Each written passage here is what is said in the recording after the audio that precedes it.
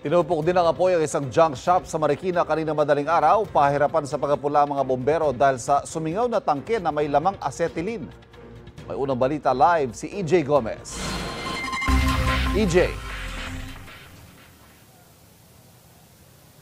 Ivan, binulabog ng sunog sa isang junk shop ang mga residenteng nakatira dito sa Barangay Concepcion 1, Marikina City kaninang pasado alas 2 ng madaling araw. Ginising ng naglalagablab na apoy mula sa isang junk shop na ito ang mga residente ng Imanalo Street sa Barangay Concepcion 1, Marikina City alas 2 ng madaling araw kanina. Dahil sa halo-halong light materials, mabilis na lumaki ang apoy na umabot sa unang alarma. May puntong nagputukan ang mga nasusunog na mga kalakal. Walang tigil sa iyak si Crescencia na may-ari ng nasunog na junk shop. Damay rin daw ang dalawang palapag nilang bahay.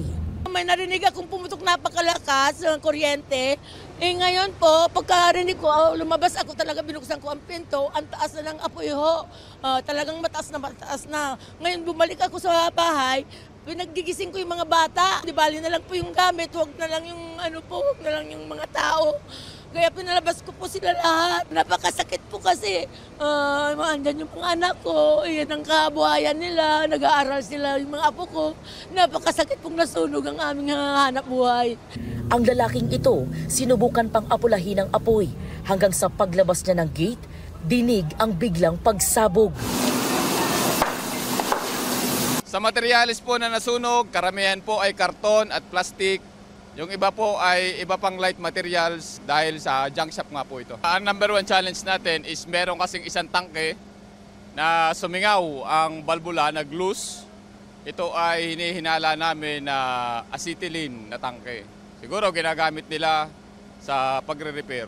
Umabot ng halos 1 oras bago tuluyang naapula ang apoy. Inaalam pa ang sanhi ng sunog, gayon din ang pinsalang dulot nito.